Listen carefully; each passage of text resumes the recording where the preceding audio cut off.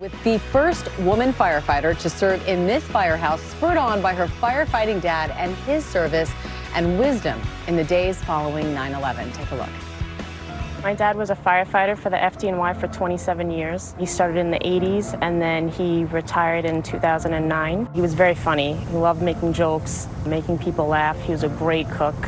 Most of that he learned from the firehouse. When I was a kid, people always ask you, what are you going to be when you grow up? My dad would always cut people off and be like, no, she's going to be a firefighter. On 9/11, I was in the 6th grade. My dad was not scheduled to work that day. It was probably one of the worst days, if not the worst day of his life. But he didn't really talk about it. For months afterwards, until the pile closed the next year, he worked at the pile. You started hearing about other guys being sick. Guys had started getting cancer who had been working on the pile. He had been going to funerals for guys who were passing away.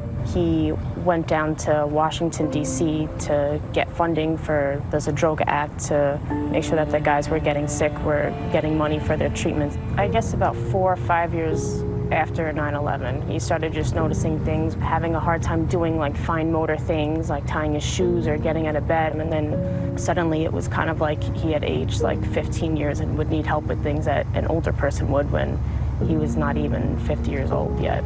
They finally found out that it was polymyositis, which is an autoimmune disease that basically doesn't recognize your muscles, so your immune system starts eating at them.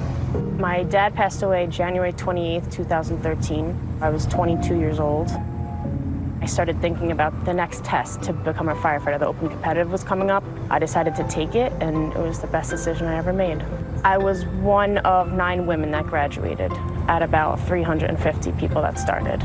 In my firehouse, I'm the first and only girl they've ever had, but I love it. I feel like I've, 50, 60 older brothers that take care of me. I just enjoy how being there, you kind of feel like you have a second family. I think seeing my dad when I was younger and just how much he loved his job. He always said that, I get to go to work. It's not ever I have to go to work or I don't want to go to work. Even when you have a bad day there, it's better than, best days at the other job. You always feel like when you leave that you helped someone and that you did something good. I think he'd be ecstatic that I was a firefighter and that I followed in his footsteps.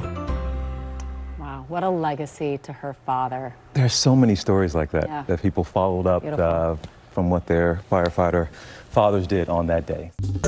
Well, hey there, GMA fans. Robin Roberts here. Thanks for checking out our YouTube channel. Lots of great stuff here. So go on, click the subscribe button right over here to get more of awesome videos and content from GMA every day, anytime. We thank you for watching, and we'll see you in the morning on GMA.